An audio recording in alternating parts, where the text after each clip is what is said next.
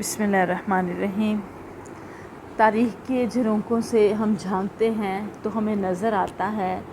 کہ 6 ہجری کا پرآشوب اور تشویشناک زمانہ ہے۔ مدینہ دشمنوں میں اس طرح گھرا ہوا ہے جیسے 32 دانتوں میں اکیلی زبان۔ مسلمانوں کے خلاف دشمنوں کی سازشوں اور متوقع حملوں کی خبریں متواتر آ رہی تھیں، اور رسول اللہ صلی اللہ علیہ وسلم دشمنوں کے دفیہ کے لیے سرایہ بھیجتے تھے، اگرچہ اس سے پہلے دومت الجندل کا عرب حکمران جو مذہباً عیسائی تھا اور غسانیوں کا حلیف، حضور اکرم صلی اللہ علیہ وسلم کی خدمت میں ایک خچر اور ایک بیش قیمت ریشمی جبہ بھیج چکا تھا جو اطاعت و صلح جوئی کا اظہار تھا۔ لیکن پھر دومت الجندل سے تشویشناک خبریں آ رہی تھیں کہ وہاں مدینہ پر حملے کی نیت سے لشکر جمع ہو رہا ہے۔ حضرت صلی اللہ علیہ وسلم فتنے کی پیشگی صد-باب کے لیے کئی دن سے سوچ رہے تھے، اور شعبان کی ایک صاف اور چمکیلی صبح کو حضور صلی اللہ علیہ وسلم نے ایک صحابی کو بلا بھیجا۔ پیغام ملتے ہی ایک چھریرے جسم کے طویل قامت، دراز ریش،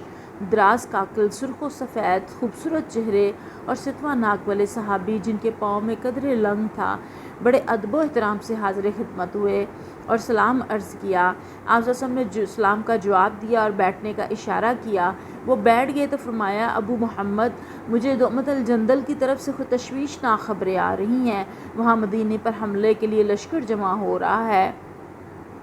تم اللہ کی راہ میں جہاد کے لیے ادھر روانہ ہو جاؤ، 700 مجاہد تمہارے ساتھ جائیں گے۔ دومت الجندل پہنچ کر وہاں کے سردار اور قبیلہ کلب کو پہلے اسلام کی دعوت دینا، اگر وہ اسلام لے آئیں تو قبیلہ کے سردار کی لڑکی سے نکاح کر لینا، لیکن اگر لڑائی کی نوبت آئے تو دیکھنا کسی کو دھوکہ نہ دینا، خیانت اور بدعہدی نہ کرنا، بچوں کو عورتوں کو قتل نہ کرنا، خدا کے باغیوں سے دنیا کو پاک کر دینا۔ اگلی صبح وہ صحابی ہتھیار لگائے، عمامہ باندھے، خدمت نبوی میں حاضر ہوئے۔ نبی کریم صلی اللہ علیہ وسلم نے دیکھ کر مسرت کا اظہار کیا، ایک نظر ان کے عمامہ پر ڈالی، پھر انہیں اپنے قریب بلایا، ان کا عمامہ اتار کر اپنے سیاہ عمامے میں اپنے دست مبارک سے ان کے سر پر باندھا اور دونوں شانوں کے درمیان تھوڑا سا شملہ چھوڑ دیا اور فرمایا کہ ابو محمد، عمامہ یوں باندھا کرو کیونکہ یہ احسن اور عرف ہے۔ سبحان اللہ، اللہ اکبر! کیا شان ہے، کیا خوش نصیبی ہے ان صحابی کی کہ پیارے نبی کریم صلی اللہ علیہ وسلم اپنا عمامہ مبارک اتار کے اپنے دست مبارک سے ان کے سر کے اوپر جو ہے وہ باندھ رہے ہیں، اور پھر ابو محمد نے حضور اکرم صلی اللہ علیہ وسلم کا عطا کردہ مقدس اور بابرکت عمامہ بعد میں بڑی احتیاط سے محفوظ رکھا اور اسے وقتاً فوقتاً اہم مواقع پر پہنتے رہے۔ اپنا سیاہ عمامہ ابو محمد کو پہنانے کے بعد پیارے نبی کریم صلی اللہ علیہ وسلم نے سالار لشکر کا ہاتھ اپنے ہاتھ میں لے لیا اور ایک پرمغز اور پرتاثیر خطبہ ارشاد فرمایا، اے لوگو، بلاؤں کے نازل ہونے سے پہلے 5 باتوں کا خیال رکھو۔ کسی ملک میں جب کم تولنے کا رواج ہو جاتا ہے تو اللہ تعالیٰ قحط نازل کرتا ہے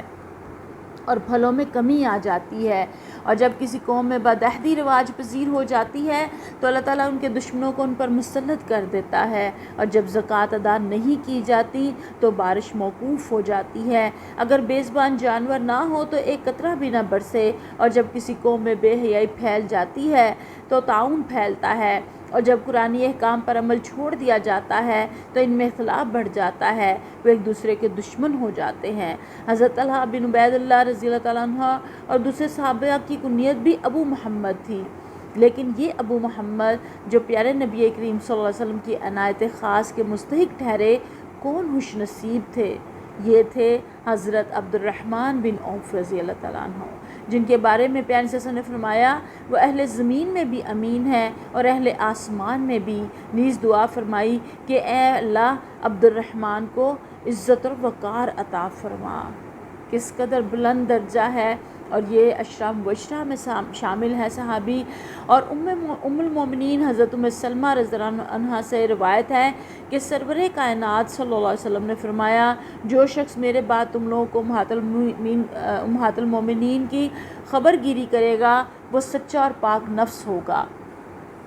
اور ابن عوف کے حق میں دعا فرمائی کہ اللہ، عبد الرحمن کو چشمہ سلسبیل سے سیراب کر۔ پیارے نبی کریم صلی اللہ علیہ وسلم کے وصال کے بعد یہی عبد الرحمن بن عوف رضی اللہ تعالیٰ عنہ امہات المومنین کی خبر گیری کرتے رہے۔ اور پھر جب حضرت عبد الرحمن بن عوف پیارے وسلم کے حکم کی تعمیل میں 700 صحابہ کا سالار بن کر دومت الجندل گئے تو وہاں پہنچ کر ارشاد نبوی کے مطابق 3 دن تک اسلام کی دعوت دیتے رہے، اور تیسرے دن دومت الجندل کا حکمران اسوا بن عمرو کلبی عیسائیت ترک کر کے حلقہ بکوش اسلام ہو گیا، اللہ اکبر، اور اس کے قبیلے کے بہت سے لوگ بھی مسلمان ہو گئے۔ پیارے نبی کریم صلی اللہ علیہ وسلم کے حکم کے مطابق حضرت عبد الرحمن بن عوف نے اصبح کی لڑکی جو تھی تمازر سے نکاح کر لیا، اور اس نے اپنے ساتھ جو ہے وہ مدینہ لے آئے۔ ہم دیکھتے ہیں کہ پیارے نبی کریم صلی اللہ علیہ وآلہ وسلم کے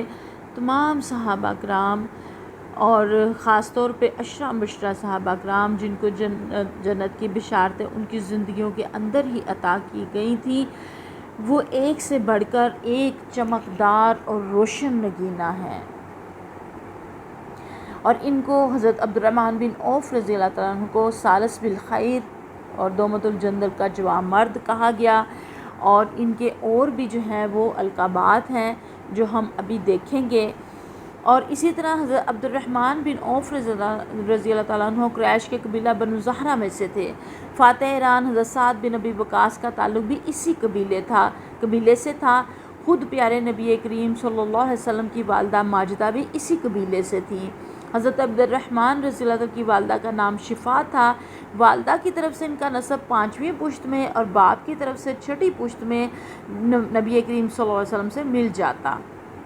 ان کی والدہ نے حضور صلی اللہ علیہ وسلم کی ولادت باسعادت کے موقع پر دایا کی خدمات انجام دی تھی، سبحان اللہ، اور سب سے پہلے انہی نے نبی کریم صلی اللہ علیہ وسلم کو اپنے ہاتھوں میں لیا تھا، جو ایک بہت بڑا شرف اور امتیاز ہے، اور وہ بعد میں مسلمان بھی ہو گئیں۔ کتنی جو ہے وہ ان کی خوش نصیبی ہے کہ پیارے نبی کریم صلی اللہ علیہ وسلم جو ہے وہ ان کے ہاتھوں میں تشریف لائے، اور پھر مدینہ ہجرت بھی انہوں نے کی اس خاتون نے، اور قبیلہ بنو زہرہ گرچہ قریش کی طرف سے جنگ بدر میں شریک ہوا لیکن کسی مسلمان کو قتل نہیں کیا، ان کی تلواریں مسلمانوں کے خون سے آلودہ نہ ہوئیں۔ اسلام لانے سے پہلے حضرت عبد الرحمن بن عوف کا نام عبد الکعبہ یا عبد عمرو تھا، پیارے نبی کریم صلی اللہ علیہ وسلم نے بدل کر عبد الرحمن رکھا، اور کنیت جو ہے وہ ابو محمد تھی۔ اور ان کی پیدائش جو ہے وہ ابرہہ کا جو واقعہ ہوا تھا، عام الفیل کا سال جسے کہا جاتا تھا، اس کے 10 سال بعد 581 عیسوی میں پیدا ہوئے حضرت عبد الرحمن بن عوف، اور پیارے نبی کریم صلی اللہ علیہ وسلم سے یہ 10 سال چھوٹے تھے، اور یہ جو ہے وہ ایک کامیاب تاجر تھے۔ ان کے والد کا بھی پیشہ جو ہے وہ تجارت ہی تھا، اور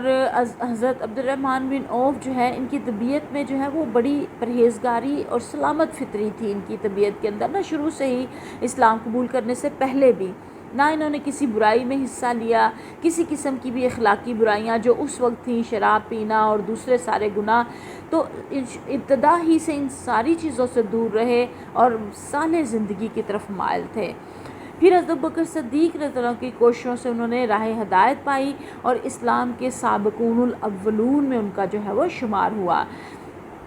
وہ اور حضرت ابو عبیدہ بن جراح رضی اللہ تعالیٰ عنہ ایک ہی دن اسلام لائے۔ ابن سعد کے مطابق پیارے صلی اللہ علیہ وسلم نے بھی دار ارقم کو مرکز دعوت و تبلیغ نہیں بنایا تھا، بعض نے آپ کو 6ٹھا مسلمان لکھا ہے اور بعض نے آپ کو جو ہے وہ 13واں مسلمان لکھا ہے۔ پیارے نبی کریم صلی اللہ علیہ وسلم نے فرمایا کہ میں ایک ایسا چہرہ دیکھتا ہوں جس کو دیکھ کر نیکی کی امید بندھتی ہے، سبحان اللہ، یہ ان کا چہرہ تھا حضرت عبد الرحمن بن عوف کا، کہ جن کے بارے میں پیارے نبی کریم صلی اللہ علیہ وسلم نے یہ فرمایا۔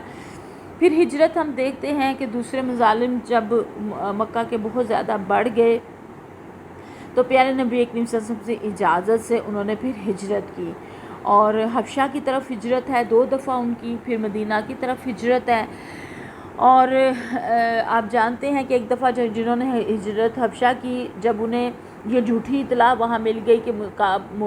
کفار مکہ جو ہے وہ مسلمان ہو گئے ہیں، دین قبول کر لیا، تو وہ واپس آئے تو پتہ چلا کہ اسی طرح مظالم ہے، اور پھر وہ دوبارہ گئے، تو یوں 2 دفعہ ہجرت حبشہ جو ہے وہ ہوئی، اور اس کے بعد پھر تیسری مرتبہ جو ہے مدینہ منورہ جو ہے وہ ہجرت ہوئی۔ مدینہ میں پیارے صلی اللہ علیہ وسلم نے انہیں مسجد نبوی کے متصل مکان کے ساتھ ایک قطعہ زمین عطا کیا۔ انہوں نے تجارت کے نفع سے وہاں ایک عالیشان قلعہ نما مکان جو ہے وہ تعمیر کیا، اور پھر مواخات ہوئی۔ پیارے نبی کریم صلی اللہ علیہ وسلم نے ایک عظیم ماہر نفسیات اور مزاج شناس مردم شناس ہوتے ہوئے آپ صلی اللہ علیہ وسلم نے اپنے صحابہ کی مزاجی، روحانی کیفیات اور سماجی حیثیات کو پوری طرح ملحوظ رکھتے ہوئے باہمی مواخات بھائی چارہ جو ہے وہ قائم کیا، اور جو ہے وہ مکہ میں بھی ان کے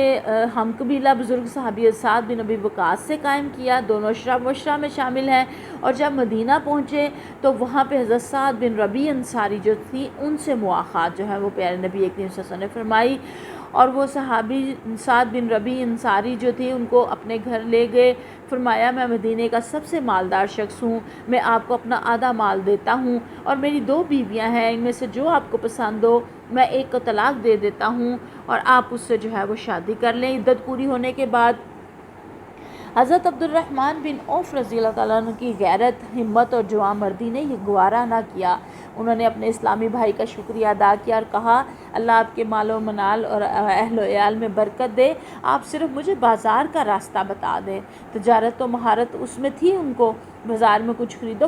فروخت کی، نفع میں کچھ گھی اور پنیر لے کے گھر آ گئے، اور اسی طرح کرتے کرتے انہوں نے اپنا کاروبار جو ہے وہ شروع جب کیا تو وہ بہت تیزی کے ساتھ پھیلا، اور چند ہی دنوں میں حضرت عبد الرحمن رضی اللہ عنہ کا چوٹی کے خوشحال تاجروں میں جو ہے وہ شمار ہونے لگا۔ مکہ میں بھی بہت خوشحال تھے، مدینہ میں بھی بہت زیادہ خوشحال ہو گئے، اور غزوات انہوں نے تمام غزوات میں شرکت کی، بدر میں، احد میں،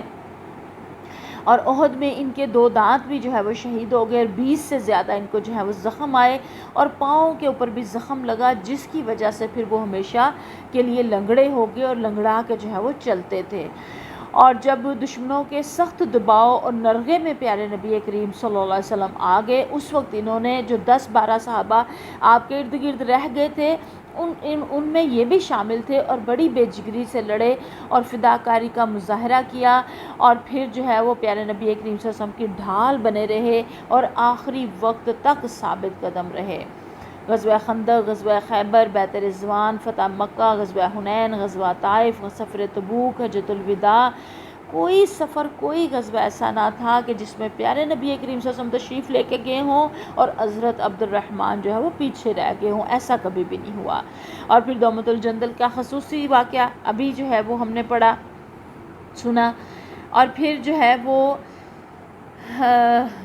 ایک مرتبہ فتح مکہ کے فوراً بعد جب حضرت خالد بن ولید کے ہاتھوں قبیلہ حزیمہ کے کچھ لوگ غلطی سے قتل ہو گئے تو ان میں اور حضرت عبد الرحمن کے درمیان میں کچھ آپس میں تلخ کلامی ہوئی، تو پیارے نبی کریم صلی اللہ علیہ وسلم نے خالد سے رضی اللہ تعالیٰ عنہ سے کہا کہ اگر تو اللہ کی راہ میں کوہ احد کے برابر بھی سونا خرچ کرے تب بھی عبد الرحمن کی نصف دن کی خدمت گزاری کے برابر نہ ہوگا۔ اتنا بڑا ان کا درجہ۔ اور سفر تبوک کے دوران میں ایک دن پیارے صلی اللہ علیہ وسلم جو ہے وہ وضو وغیرہ کے سلسلے میں دیر ہو گئی تو نماز فجر کا وقت تنگ ہونے لگا، تو حضرت عبد الرحمن رضی اللہ عنہ نے دوسرے صحابہ کے کہنے پہ نماز فجر کی امامت کی، اور پیارے صلی اللہ علیہ وسلم نے ان کی اقتداء میں 1 رکعت ادا کی۔ اور پھر نبی کریم صلی اللہ علیہ وسلم نے فرمایا جب تک کسی نبی نے اپنی امت کے کسی رجل صالحہ کے پیچھے نماز نہیں پڑھ لی اس وقت تک اس کی وفات نہیں ہوئی۔ پیارے صلی اللہ علیہ وسلم نے اپنے قریب رکھتے تھے اور اپنے مشوروں میں شامل جو ہے وہ رکھتے تھے، اور ان سے جو ہے وہ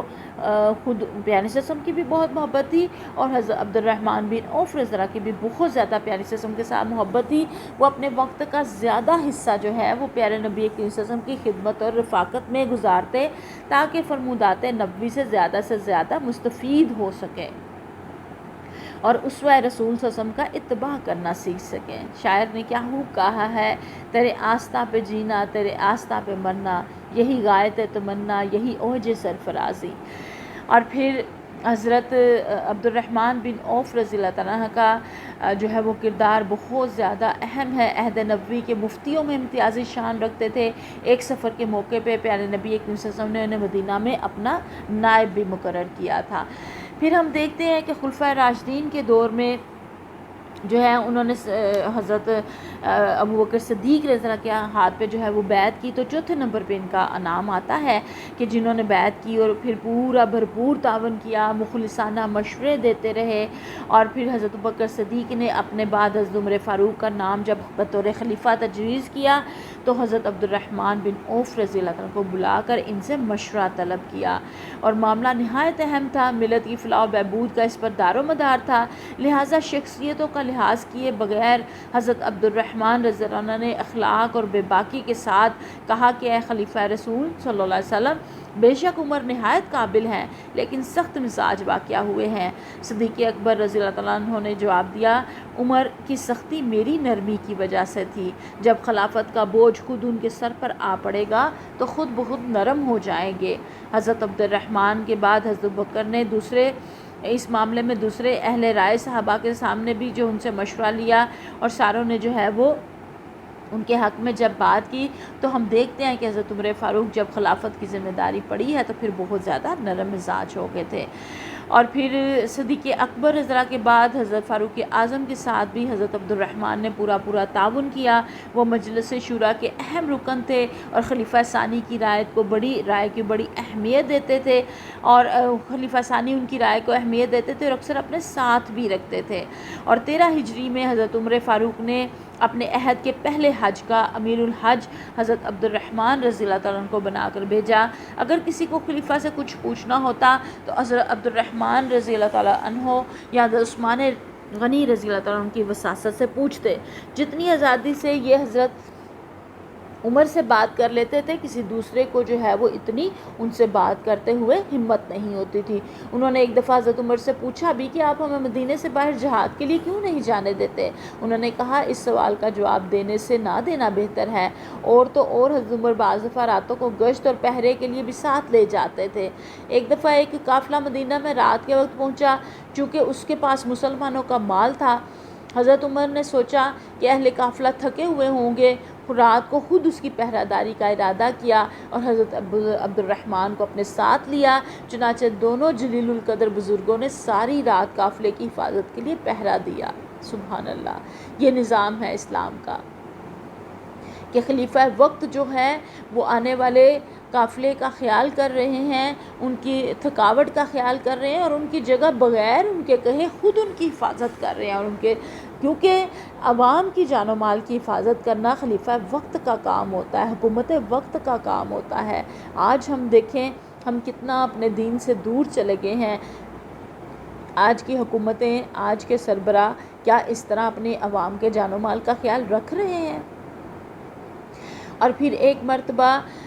ایک جنگ کے موقع پہ بے انتہا مال غنیمت آیا جو مسجد نبوی میں کھلے صحن میں رکھا گیا، تو حضرت عبد الرحمن نے پہرا دیا۔ اس بیش قیمت کھلے مال کو صبح جوں کا تو جب پایا تو حضرت عمر فاروق رو پڑے۔ اور جنگ قادسیہ کے موقع پہ حضرت عبد الرحمن رضی اللہ تعالیٰ نے اب ملی مصالحے کی بنا پہ حضرت عمر کے خود سپاسلار بن جانے کی مخالفت کی، اور سپاسلاری کے لیے حضرت سعد بن ابی وقاص کا نام تجویز کیا تھا، جسے حضرت عمر نے منظور کیا۔ یہ انتخاب کا بڑا تاریخی اور بڑا کامیاب موقع جو ہے وہ ثابت ہوا، کیونکہ انہیں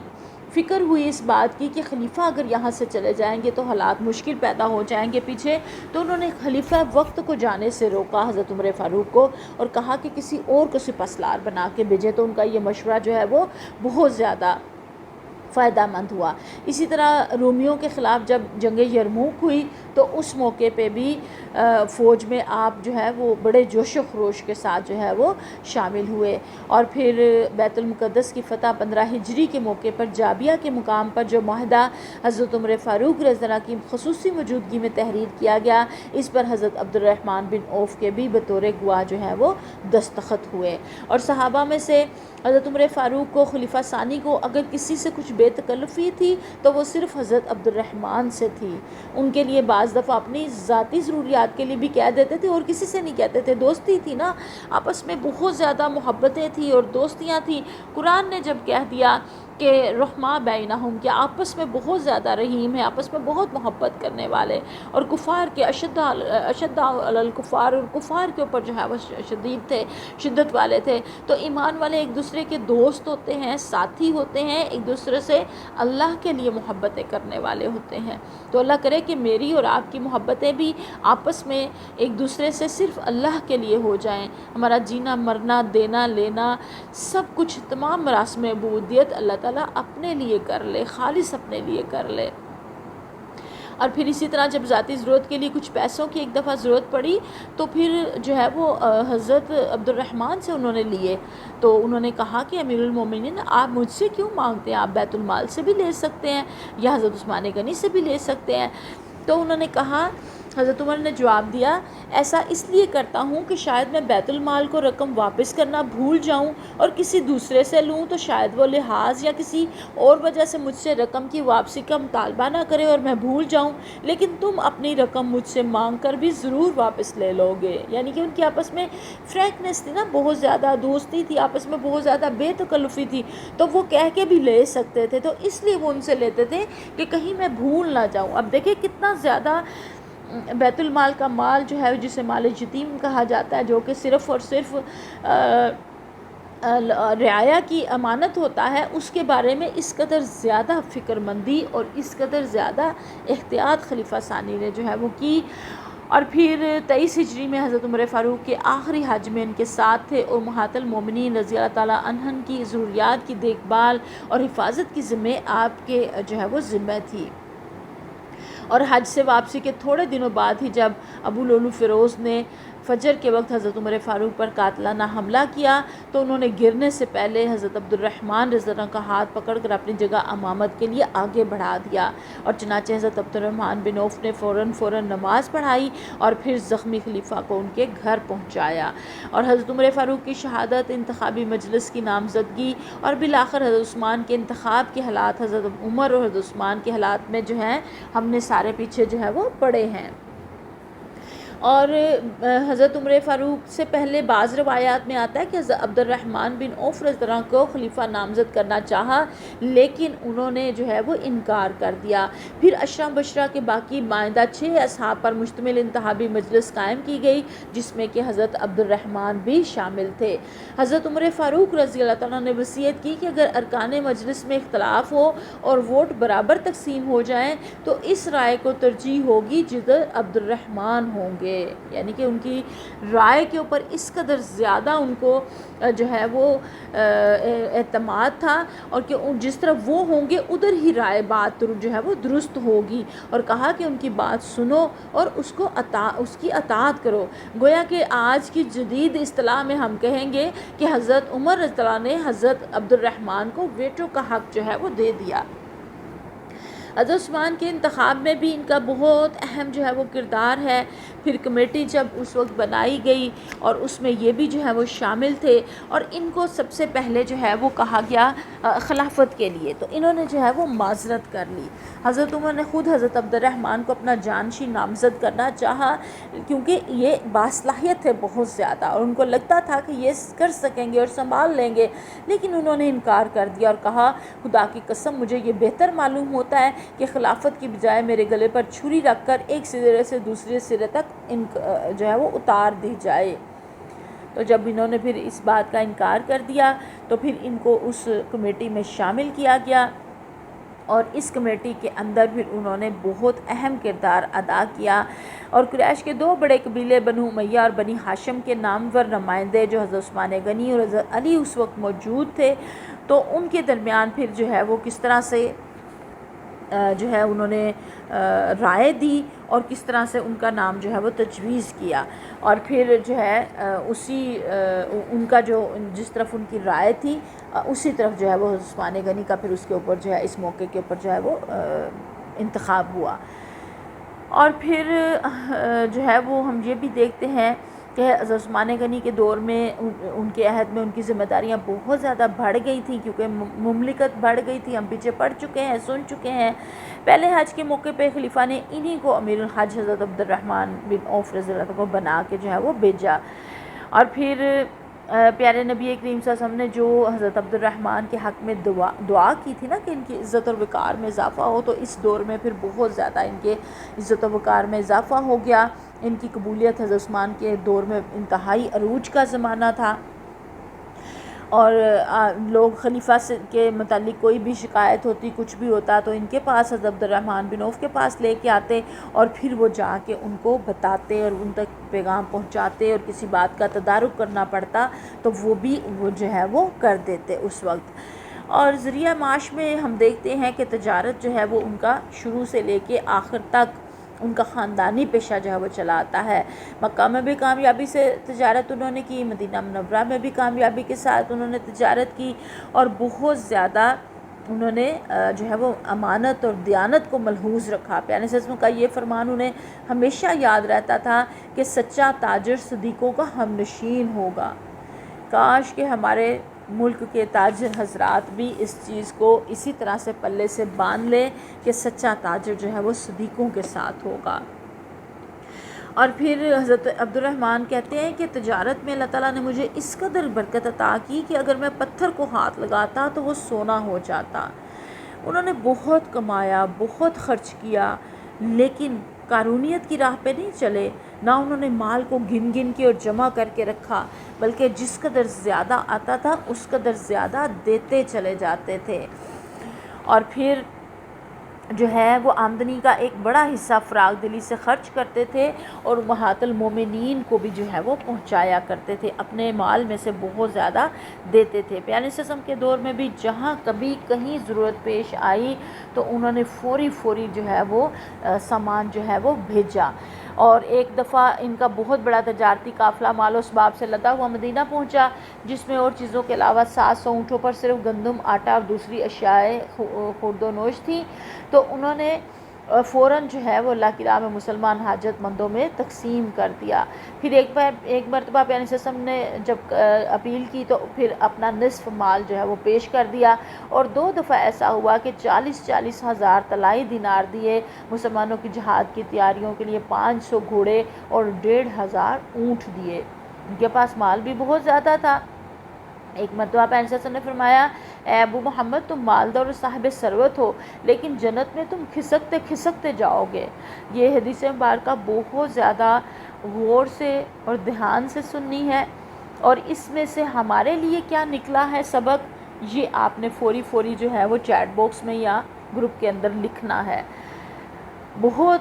فکر مند کر دینے والی حدیث مبارکہ ہے. اب آپ دیکھیں، یہ اشرا مشرا صحابی ہیں جن کو جنت کی بشارت زندگی میں عطا کی گئی ہے، لیکن ان کے بارے میں آپ صلی اللہ علیہ وسلم نے فرمایا کہ تم جنت میں کھسکتے کھسکتے جاؤ گے، اس لیے اللہ کو قرض دو تاکہ وہ تمہارے پاؤں کھول دے. اور ایک اور حدیث مبارکہ میں نے ایک جگہ پڑھا، اس کے الفاظ یوں تھے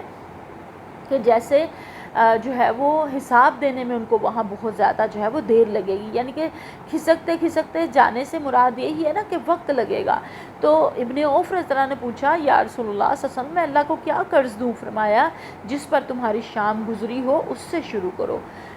پھر پوچھا، کیا سب کا سب یا رسول اللہ صلی اللہ علیہ وسلم؟ فرمایا ہاں. پوچھا عبد الرحمن، اللہ کی راہ میں سب کچھ لٹانے کا ارادہ کر کے جب حضرت عبد الرحمن پہنچے اور پیارے سسن کے پاس سے، لیکن آپ صلی اللہ علیہ وسلم نے پیغام بھیجا، جبرائیل علیہ السلام نے آ کر کہا ہے کہ ابن عوف کو مہمان نوازی، مساکین کو کھانا کھلانے اور سائلین کی حاجت روائی کا حکم دیجئے، اور وہ اپنے قرابت داروں سے شروع کریں. اگر انہوں نے ایسا کیا تو ان کے مال کی زکوٰۃ ہوگی. چنانچہ انہوں نے ایسا ہی کیا. اب آپ دیکھیں،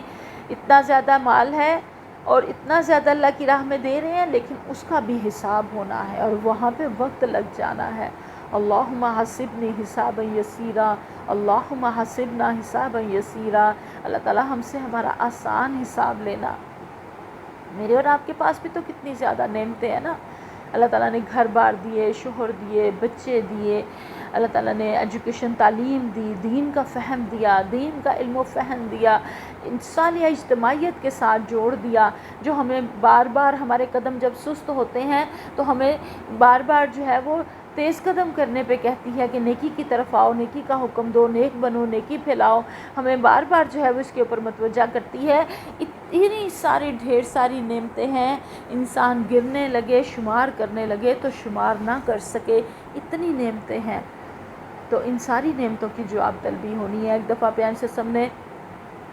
ایک جگہ صحابہ کے ساتھ جو ہے وہ باغ میں گئے، اور وہاں پہ جب کھجورے پانی ان کو پیش کیا گیا اور انہوں نے کھایا تو آپ نے فرمایا یہ سایہ، یہ ٹھنڈا پانی، اس کا بھی حساب ہوگا۔ تو اب آپ دیکھیں کیا ہمارے پاس ٹھنڈے سائے نہیں ہیں گھروں کی شکلوں میں، اے سیوں کی شکلوں میں، ٹھنڈے پانی نہیں ہے فریج کے، اور دوسری اور ضروریات اور سہولیات اور تعشیات نہیں ہے۔ ضروریات تو کہیں پیچھے رہ گئیں، ضروریات سے بڑھ کے ہمارے پاس عیش و عشرت کے ساز و سامان اتنے زیادہ ہو گئے ہیں۔ تو کیا ہمیں فکر لگتی ہے کہ اللہ تعالیٰ کو ہم نے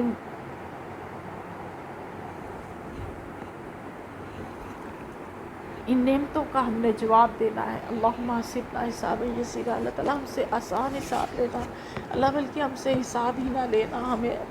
بغیر حساب کے جنت میں اپنی رحمت سے داخل کر دینا۔ یہ اتنے جلیل القدر صحابی ہیں، اتنا پیارے نبی کریم صلی اللہ علیہ وسلم کے ساتھ انہوں نے غزوات میں حصہ لیا ہے، اور اتنا اللہ کی راہ میں دینے والے ہیں، تو پھر ان کے لیے یہ حدیث مبارکہ پیارے صلی اللہ علیہ وسلم نے فرمایا، اور مجھے اور آپ کو کس قدر زیادہ فکر کرنے کی ضرورت ہے۔ عہد نبی کے بعد ایک دفعہ حضرت ابن عوف کے 500 اونٹ غلہ اور دوسرے بہترین مال تجارت سے لدے ہوئے آئے، وہ سب کے سب راہ خدا میں صدقہ کر دیے۔ اور اسی طرح ایک دفعہ ایک قطع زمین حضرت عثمان غنی کے ہاتھ 40,000 دینار میں بیچا اور ساری کی ساری رقم راہ خدا میں تقسیم کر دی۔ یہ آپ سمجھیں کہ آج کے لاکھوں کروڑوں اربوں روپے بنتے ہیں، اور رات تک اگر ان کے پاس کوئی مال آ جاتا تو رات تک اپنے پاس رکھتے ہی نہ، رہنے ہی نہ دیتے، صدقہ کر دیتے۔ آج ہم 100، 200، 500، 1000 دیتے ہوئے صدقہ 10 دفعہ سوچتے ہیں کہ مجھے یہاں ضرورت ہے، میں یہ پوری کر لوں، میں دوں کہ نہ دوں، میں کیا کروں۔ اور پھر حضرت عبد الرحمن رضی اللہ تعالیٰ عنہ راہ خدا میں خرچ کرنے کا کوئی موقع ہاتھ سے نہیں جانے دیتے تھے، جتنا خرچ کرتے اللہ تعالیٰ اور دیتا۔ وفات کے وقت 26.5 لاکھ دینار چھوڑے، 1000 اونٹ، 100 گھوڑے، 3000 بکریاں اور اراضیز کے علاوہ تھی۔ سونے کی اتنی بڑی مقدار تھی کہ اسے کلہاڑیوں سے کاٹنا پڑا۔ 4 بیویوں میں سے ہر ایک کے حصے میں 80,000 درہم آئے، اور باقی ترکہ بھی جو ہے وہ انہوں نے یوں تقسیم کر دیا کہ 100 بدری صحابہ جو کہ اس وقت زندہ تھے، ان میں سے ہر ایک کو 400 دینار دیے۔ اب دیکھیں کتنی دوستیاں تھیں۔ ترکے میں سے ہم دیتے ہیں دوستیوں میں کہیں؟ انہوں نے اپنی ایسے ہی نہیں، انہوں نے اتنے بڑے کارنامے انجام دیے، اور پوری دنیا، تقریباً پوری دنیا تک پہنچ کے، اور حکومتیں کی۔ آپس میں جو ٹیم ورک ہوتا ہے وہ بہت زیادہ محبت کا متقاضی ہوتا ہے، ایک دوسرے کی خیر خواہی کا متقاضی ہوتا ہے، اور پھر کہیں جا کے یہ دین کا کام ہوتا ہے۔ آج مجھے اور آپ کو دین کا پیغام پہنچانے کی ضرورت ہے، ہم اجتماعیت کے ساتھ جڑے ہوئے ہیں، ہم جب تک آپس میں ایک دوسرے کے ساتھ اتنی مضبوط اور گہری محبتیں اور دوستیاں نہیں کریں گے، ہم یہ کام نہیں کر سکتے۔ اور یہ سب ہو بھی اللہ کی خاطر، یہ نہیں کہ میں نے کسی کی ہیلپ کی تو میرے اوپر موقع آیا تو اس نے میری ہیلپ نہیں کی، جو اس نے میرا ساتھ نہیں دیا، یہ اللہ کے لیے ہو تو پھر یہ سارے کام ہو سکتے ہیں۔ چاہے آپ نے ایک درس ارینج کرنا ہو، چاہے آپ نے ایک قرآن کلاس کرنی ہو، چاہے آپ نے کچھ بھی پیغام پہنچانا ہو۔ پھر 50,000 دینار جو ہے وہ غربا اور مساکین میں تقسیم کیے جائیں، ان کی وصیت میں 1000 اونٹ فی سبیل اللہ دے دیے جائیں، ایک باغ مالیت میں 4 لاکھ درہم امہات المومنین کے لیے چھوڑا۔ اور آج کے کروڑ پتی مسلمان کو حضرت ابن عوف کا اسوہ جو ہے وہ دعوت تقلید دیتا ہے کوئی اس راہ پہ چلنے والا؟ نکتہ چینی تو بہت آسان ہوتی ہے کہ انہوں نے یہ کر دیا اور وہ کر دیا اور ایسے کر دیا اور ویسے کر دیا۔ اصل بات تو یہ ہے کہ ہم کتنا اس نقش قدم پر چل سکتے ہیں۔ پھر پیارے سے نے فرمایا تھا نا کہ میرے بعد جو تمہاری حفاظت اور خبرگیری کرے گا ازواج مطہرات سے، وہ نیک اور نہایت نیک اور صادق ہوگا۔ تو پیارے سے کی وصال کے بعد یہ خدمت بھی حضرت عبد الرحمن رضی اللہ کے حصے میں آئی، اور وہ حج اور عمرے کے سفر میں امہات المومنین رضی اللہ تعالیٰ عنہن کے ساتھ جاتے، سواری، پردہ اور دوسری ضروریات کا انتظام کرتے، جہاں امہات المومنین کا پڑاؤ ہوتا خود اس کی حفاظت کرتے، کسی کو قریب نہ آنے دیتے، وقتاً فوقتاً ہدیے اور تحائف ان کی خدمت میں بھیجتے رہتے، بڑی بڑی رقوم پیش کی۔ ایک مرتبہ ایک جائیداد پیش کی جو 40,000 دینار میں فروخت ہوئی، ایک دوسرے موقع پہ 4 لاکھ درہم بھیجے، وفات کے وقت بھی اپنے ترکے میں جو ہے وہ، اور پھر وہ ساری جو رقم تھی امہات المومنین نے، وہ جو باغ تھا ان کی وصیت میں ان کو دیا، امہات المومنین نے ان کو باغ کو جو ہے وہ فروخت کیا اور رقم جو ہے وہ آپس میں بانٹ لی۔ حضرت عائشہ صدیقہ رضی اللہ عنہا فرماتی ہیں کہ اللہ تعالیٰ عبد الرحمن کو جنت کے چشمہ سلسبیل سے سیراب کرے۔ یہ پیارے نبی کریم صلی اللہ علیہ وسلم کی بھی ان کے لیے دعا تھی، حضرت عائشہ صدیقہ رضی اللہ عنہا کی بھی ان کے لیے دعا تھی۔ آج ہم کسی کو ایسی دعا ہی نہیں دیتے کہ اللہ آپ کو جنت میں جگہ دے۔ ہمیں لگتا ہے کہ شاید پتہ نہیں اگلے کے مرنے کی بات کر رہے ہیں تو اگلے کو پتہ نہیں برا ہی نہ لگ جائے، مرنا تو سب نے ہے، جانا تو ہے۔ تو یہ دعا کتنی خوبصورت ہے، اللہ تعالیٰ ہمیں بھی اس چشمہ سلسبیل سے سیراب فرمائے۔ اور پھر سیرت، اخلاق اور علم و فضل میں ہم دیکھتے ہیں کہ ان کا کوئی ثانی نہیں تھا، بہت ممتاز تھے وہ اپنی خصوصیات کے اندر، اور ان چند صحابہ میں سے تھے جنہیں پیارے نبی کریم صلی اللہ علیہ وسلم نے اپنی حیات مبارکہ ہی کے اندر فتویٰ دینے کی اجازت دے رکھی تھی۔ پیارے صلی اللہ علیہ وسلم کے وصال کے بعد بھی انہوں نے یہ خدمت انجام دی اور متعدد مواقع کے اوپر گہری دینی بصیرت کا جو ہے وہ اظہار کیا، اور اہم مواقع کے اوپر علم حدیث کی بنا پر خلیفہ وقت کو فیصلہ کرنے میں مدد دی۔ جیسے کہ حضرت ابوبکر کے عہد میں نبی کریم صلی اللہ علیہ وسلم کی وراثت کا سوال اٹھایا گیا تو انہوں نے اس حدیث کی تصدیق کی کہ انبیاء کا کوئی وارث نہیں ہوتا، لہٰذا پیارے نبی کریم صلی اللہ علیہ وسلم کے ترکے میں وراثت نہیں ہے۔ عہد فاروقی میں جب ایران فتح ہوا تو سوال پیدا ہوا کہ آتش پرست ایرانیوں کو کس زمرے میں رکھا جائے، تو حضرت ابن عوف نے یہ بتا کر مسئلہ حل کر دیا کہ پیارے نبی کریم صلی اللہ علیہ وسلم نے اہل کتاب کی طرح آتش پرستوں کو بھی جو ہے وہ ذمہ قرار دیا ہے۔ اور جب طاعون کی وبا پھیلی تو حضرت عمر فاروق کو بتایا کہ میں نے نبی کریم صلی اللہ علیہ وسلم سے سنا ہے کہ جہاں طاعون ہو وہاں نہ جاؤ، اور اگر وہاں پہلے سے موجود ہو تو وہاں سے نہ نکلو۔ اب آپ دیکھیں کہ اللہ تعالیٰ نے مال ہی نہیں بہت زیادہ نوازا تھا، صورت ہی نہیں بہت زیادہ خوبصورت دی تھی، بلکہ سیرت بھی اور معاملہ فہمی بھی اور حکمت بھی اور یہ دور اندیشی بھی اللہ تعالیٰ نے ان کو بہت زیادہ عطا کی تھی۔ کیا کہنے حضرت عبد الرحمن بن عوف رضی اللہ تعالیٰ کے، سبحان اللہ، کہ اللہ تعالیٰ نے ہر طرح سے بے تحاشا نوازا اور پھر اشرام بشرا میں بھی ان کو جو ہے وہ شامل کیا۔ حضرت عبد الرحمن جو ہے وہ ایک سنجیدہ اور باوقار شخصیت کے مالک تھے، دینی اور دنیاوی ہر طرح کے معاملات میں بصیرت اور دور اندیشی سے جو ہے وہ بہرہ مند تھے، تدبر، دیانت، امانت، ہر چیز میں جو ہے وہ ایک لیڈر کی طرح سامنے آتے تھے۔ اور پیارے نبی کریم صلی اللہ علیہ وسلم نے فرمایا عبد الرحمن اہل زمین میں بھی امین ہے اور اہل آسمان میں بھی۔ کتنی ان کی شان میں جو ہے وہ اس سے بلندی آئی ہوگی، کتنے ان کے درجات اس سے بلند ہوئے ہوں گے کہ پیارے نبی کریم صلی اللہ علیہ وسلم خود ان کو امین کہہ رہے ہیں۔ جو خود صادق اور امین کہلاتے تھے وہ ان کو کہہ رہے ہیں کہ یہ زمین میں بھی امین ہے اور اہل آسمان میں بھی، سچے، مخلص، پاک نفس اور صابر۔ اور پھر یہاں پہ پیارے نبی کریم صلی اللہ علیہ وسلم نے بھی جو ہے وہ ان کو دعا دی کہ اللہ تعالیٰ اے اللہ عبد الرحمن کو جنت کے چشمہ سلسبیل سے سیراب فرما۔ اپنے فہم و فراست، تدبر، اصابت رائے، دور اندیشی، معاملہ فہمی اور انصاف پسندی میں اسلام لانے سے پہلے بھی ممتاز تھے اور بعد میں بھی ممتاز رہے۔ اب آپ دیکھیں ہم اشرام و اشرا میں سے جتنے صحابہ کا ذکر پڑھ چکے، سب ہی جو ہے صحابہ جو تھے وہ جاہلیت کے دور میں بھی بہترین تھے اور ان کی صلاحیتیں بہترین تھیں اور وہ ممتاز تھے، اچھے خاندانوں سے تھے اور اپنے معاشرے میں پہچانے جاتے تھے اپنے سوشل ورک کے ذریعے سے اور اپنی سخاوت کی وجہ سے، اپنی گناہ خوبیوں اور خصوصیات کی وجہ سے۔ پیارے صلی اللہ علیہ وسلم نے فرمایا تم میں سے بہتر مسلمان وہی ہے جو جاہلیت میں بھی بہتر تھا۔ تو اس کا مطلب ہے کہ دین کو صرف خالی اللہ اللہ کرنے والے لوگوں کی ضرورت نہیں ہے، دین کو باصلاحیت لوگوں کی بھی ضرورت ہے، وہ صالح بھی ہوں، ان کے اندر صالحیت بھی ہو، لیکن ساتھ صلاحیت بھی ہو، سکلز بھی ہوں، وہ دنیا کا نظام چلانا جانتے ہوں، لوگوں کے مسائل حل کرنا جانتے ہوں۔ آج میں اور آپ دین کو قائم کرنا چاہتے ہیں تو یہ صرف تہجدوں سے اور نفلی اور فرضی نمازوں سے اور اللہ اللہ کرنے سے اور تسبیحات سے نہیں ہوگا، یہ حجروں میں بیٹھنے سے نہیں ہوگا،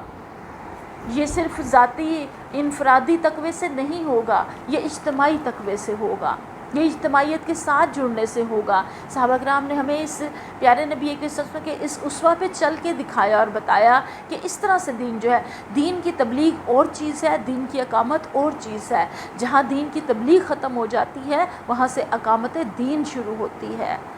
دین کو قائم کرنا، اور انہوں نے دین کو قائم کر کے دکھایا، اپنی جان سے، اپنے مال سے، اپنی صلاحیتوں سے اور اپنی ہر طرح کی۔ تو مجھے اور آپ کو آج یہاں یہ بھی پتہ چلتا ہے کہ ہم نے یہ سب چیزیں بھی اللہ کی راہ میں لگانے کے ساتھ ساتھ اپنی سکلز کو بھی پالش کرنا ہے۔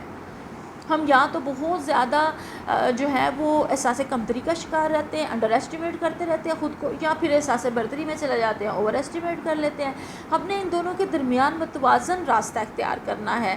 آپ کو یہ ہوم ورک، چھوٹی سی ایکٹیویٹی پہلے بھی کرائی گئی، اپنی خوبیوں کو بھی لکھیں، اپنی خامیوں کو بھی لکھیں 5 اور ان کے اوپر پھر کام کریں۔ آپ میں سے بہت سے ساتھیوں نے شروع کر دی، مجھ سے شیئر بھی کیا، لیکن زیادہ تر ساتھیوں نے ابھی جو ہے وہ اس کا فیڈ بیک نہیں دیا۔ اس کے اوپر عمل کرنے سے انشاءاللہ تعالی ہماری صلاحیت میں بھی اضافہ ہوگا، خود شناسی میں اضافہ ہوگا، سیلف گرومنگ میں اضافہ ہوگا، اور ہم دین کی اقامت میں ایک باوزن اچھا حصہ جو ہے وہ ڈال سکیں گے۔ اور پھر پیارے نبی کریم صلی اللہ علیہ وسلم کے دور میں بھی ان کی جو ہے وہ خصوصیات بہت نمایاں رہیں، اور انہوں نے بہت اہم کارنامے انجام دیے، اور خلفائے راشدین کے دور میں بھی انہوں نے جو ہے وہ بہت اہم جو ہے وہ کارنامے انجام دیے۔ تقوی، اثار، استغنا، سخاوت، فیاضین کی طبیعت میں کوٹ کوٹ کر بھرے ہوئے تھے۔ اللہ نے ظاہری اور باطنی غنا سے نوازا تھا، کثرت مال سے خائف اور متفکر رہتے تھے۔ اب آپ دیکھیں کتنا امیر آدمی ہو تو کیا وہ اپنی دولت سے پریشان ہوگا؟ آج کے دور میں اس بات کو دیکھ لیں، وہ ہم اپنے آپ کو رکھ کے دیکھ لیں، کسی اور امیر بندے کو کیا دیکھنا ہے، اپنے آپ کو رکھ کے دیکھ لیں۔ ہمارے پاس اگر کروڑوں روپیہ آ جائے تو کیا کریں گے؟ سب سے پہلے کدھر خرچ کریں گے؟ یا آپ کی چھوٹی سی اسائنمنٹ ہے، آپ نے جن لکھ کے بتانی ہے۔ ہم کیا کریں گے؟ ہم سب سے پہلے دیکھیں گے اچھے سے، ہم خواتین ہیں نا، ہم تو سب سے پہلے اچھے برانڈز کے کپڑے ہی لے کے آئیں گی، پھر ہم نے بیگز، جوتے یہ لے کے آنے ہیں، پھر ہم نے اپنے بچوں کو اچھے اسکولوں کالجوں میں داخل کرنا ہے، پھر ہم نے ایک بڑا سا گھر لینا ہے جو ہماری خواہشات ہوتی ہیں، پھر ایک بنگلہ چاہیے بڑا سا، پھر اس میں جو ہے وہ بڑا اس کو ڈیکوریٹ کرنا ہے، اس کو A to Z جو ہے وہ سب چیزیں A1 فرسٹ کلاس ہوں، ساری جگہوں پہ لگا کے نا پھر تھوڑے سے پیسے ہم صدقہ بھی کر دیں گے کہ نظر نہ لگ جائے ہمارے گھر کو، ہماری چیزوں کو، تو وہ ہم تھوڑا سا وہ نکال دیں گے۔ یہ ہماری سوچ ہے، اور یہ سطحی سوچ ہے، یہاں تک ہی رہتی ہے۔ الا یہ کہ کچھ ہم میں سے ساتھی، میں اپنے آپ کو رکھ کے سوچوں تو سچ بات ہے، انہیں چیزوں کی طرف انسان کا دھیان جاتا ہے۔ الا یہ کہ کچھ ساتھی ایسے ہوں کہ جو لگا سکیں اللہ کی راہ میں زیادہ سے زیادہ۔ اب یہاں پہ ہم کیا دیکھتے ہیں کہ حضرت عبد الرحمن بن عوف جو ہیں، ان کے سامنے ایک مرتبہ حضرت عمر فاروق کا دور ہے، تو ان کے سامنے ایک دفعہ ان کے دسترخوان پہ 2 کھانے آ جاتے ہیں، تو وہ رونا شروع ہو جاتے ہیں۔ کیوں رونا شروع ہو جاتے ہیں؟ وہ کہتے ہیں کہ حضرت معصب بن عمیر رضی اللہ تعالیٰ عنہ جو ہیں وہ مجھ سے زیادہ جو ہے وہ نیکیوں میں اور جو ہے وہ تقوی میں اور ہر چیز میں مجھ سے زیادہ تھے، مجھ سے اچھے تھے۔ تو وہ شہید ہوئے تو کفن کے لیے صرف ایک چادر تھی، جس سے سر ڈھانپتے تو پاؤں ننگے جاتے، پاؤں ڈھانپتے تو سر کھل جاتا۔ پیارے قسم کے چچا حمزہ بن عبد المطلب کا بھی شہادت کے وقت یہی عالم تھا، حالانکہ وہ مجھ سے بہتر تھے۔ لیکن اب دنیا ہمارے لیے بہت کشادہ ہو گئی ہے، میں ڈرتا ہوں کہ میری نیکیوں کا معاوضہ اسی دنیا میں نہ مل جائے۔ اور یہ کہہ کر بہت روئے اور کھانے سے ہاتھ کھینچ لیا۔ ان کا دسترخوان وسیع تھا لیکن جو ہے وہ بہت زیادہ پرتکلف نہ تھا۔ ہم نے تو آج اپنے آپ کو ڈشوں بنانے میں اور ڈشیں پکانے میں اور نئی نئی ڈشوں میں جو ہے وہ لگا دیا ہے، اور وہ اس قدر روئے اور جو ہے وہ اور انہوں نے کھانے سے ہاتھ کھینچ لیا کہ کہیں مجھے دنیا ہی میں نہ سارا کچھ مل جائے۔ اور ہمیں تو تسلی نہیں ہوتی۔ رمضان میں دیکھ لیں سحر و افطاریوں کو، رام روٹین میں بھی دیکھ لیں ٹیبل کو، کھانے کو، ڈائننگ ٹیبل کو، تسلی ہی نہیں ہوتی، اور ہمیں یہ فکر ہی کبھی نہیں آئی، کبھی نہیں لگی کہ کہیں اللہ دنیا ہی میں نہ سارا کچھ دے دے، بلکہ ہم تو کہتے ہیں اللہ تعالیٰ اور دے اور دے اور دے، حل من مزید، یہ چھوٹا گھر ہے اس سے بڑا دے دے، یہ تھوڑا مال ہے اس سے زیادہ کر دے، یہ اس طرح سے ہے یہ اس طرح سے کر دے۔ ہم تو اسی اور ہمیں کس قدر زیادہ فکر ہے اس بات کی۔ میں تو جب یہ پڑھ رہی تھی بار بار، جب میں بتا رہی، میں بار بار یہی سوچ رہی کہ وہ تو عشرہ مبشرہ تھے، ان کو تو جنتوں کی بشارتیں زندگی میں ملی ہوئی تھی، تو ان کی فکروں کا یہ عالم تھا۔ تو ہم تو اتنے گناہ گار ہیں، ہماری فکر کا عالم کیا ہونا چاہیے، اور ہماری فکریں کیا ہیں اور کیسی ہیں، کن سوچوں میں گم ہیں۔ بالکل ایمانداری کے ساتھ اپنا خود ہی جائزہ ہم سب لے لیں کہ 24 گھنٹے میں کیا فکر رہتی ہے، اور جس طرف زیادہ فکریں ہوں گی وہی ہماری ترجیح میں بات ہوگی، اور ان کی ترجیح میں جو ہے وہ یہی ہوتا ہے۔ ایک مرتبہ جو ہے وہ پیانی سسم کی حیات طیبہ جو تھی ان فکر فاقہ والی، اس کو جو ہے وہ سوچ کے بہت رویا کرتے تھے۔ ایک دفعہ چند صحابہ ان کے مکان پر جمع تھے، اندر سے ایک بڑے برتن میں روٹی اور گوشت لایا گیا، تو عبد الرحمن رضی اللہ تعالیٰ عنہ دیکھ کر رونے لگ پڑے۔ صحابہ نے دریافت کیا، ابو محمد کیا بات ہوئی، کیوں روتے ہو؟ جواب دیا کہ پیارے نبی وسلم کو اپنے وصال تک کبھی بھی اس کی نوبت نہیں آئی تھی کہ آپ صلی اللہ علیہ وسلم نے یا آپ صلی اللہ علیہ وسلم کے گھر والوں نے جو کی روٹی ہی سے شکم سیر کی ہو۔ اور اب حضور صلی اللہ علیہ وسلم کے بعد جہاں تک میرا خیال ہے، ہم لوگوں کو یہ ثروت کی حالت کسی بہتری کے لیے نہیں ہے، یعنی کہ وہ مال کی کثرت سے اور ان چیزوں سے ڈرتے تھے اور روتے تھے ان چیزوں کے اوپر، اور ہم ان چیزوں کے اوپر خوش ہوتے ہیں۔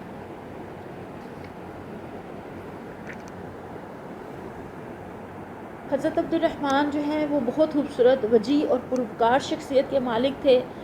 شریرہ جسم تھا، دراز قامت تھے، رنگ سرخ و سفید تھا، جیسا کہ میں نے ابھی بتایا کہ اللہ تعالیٰ نے جو ہے وہ سیرت اور صورت دونوں ہی بہت زیادہ خوبصورت جو ہے وہ ان کو عطا کی تھی، اور دوسرے اکابر صحابہ کی طرح حضرت عبد الرحمن رضی اللہ تعالیٰ عنہ نے مختلف اوقات میں مختلف قبائل کے با اثر اور معزز گھرانوں میں جو ہے وہ شادیاں کیں، اور طبقات میں آتا ہے کہ ان کی تقریباً 14 بیویاں، یعنی کہ وقتاً فوقتاً، ظاہر ہے ایک وقت میں تو 4 ہی کی جو اجازت تھی نا، اگر کسی کی وفات ہو گئی ہے یا کچھ اس طرح سے، تو اس کے بعد وہ شادی، عرب کا کلچر بھی تھا اور اسلام بھی ہمیں کہتا ہے کہ جو ہے وہ جو کوئی شادی کے بغیر کوئی نہ رہے، چاہے وہ طلاق یافتہ ہے یا چاہے کوئی بیوہ ہے یا کسی کی بیوی وفات پا گئی ہے، تو انہی طرح تاریخ نے ان کے 21 بیٹوں اور 7 بیٹیوں کے نام محفوظ رکھے ہیں۔ بعض بیٹوں نے جہاد افریقہ میں حصہ لیا اور وہاں شہید ہوئے۔ حضرت عبد الرحمن بن عوف رضی اللہ جو ہے وہ روایت حدیث میں بڑی احتیاط سے کام لیتے تھے، حالانکہ ہر وقت پیارے وسلم کی خدمت میں حاضر رہتے تھے، بہت ساری احادیث انہوں نے سنی ہوں گی، لیکن اس احتیاط کی بنا پر صرف 65 احادیث ان سے مروی ہیں۔ اور یہ جو حدیث مبارکہ نا، جو میں نے اس کورس کے آغاز میں آپ کو سنائی تھی اور پڑھی تھی، کہ جس میں ان 10 صحابہ کرام کو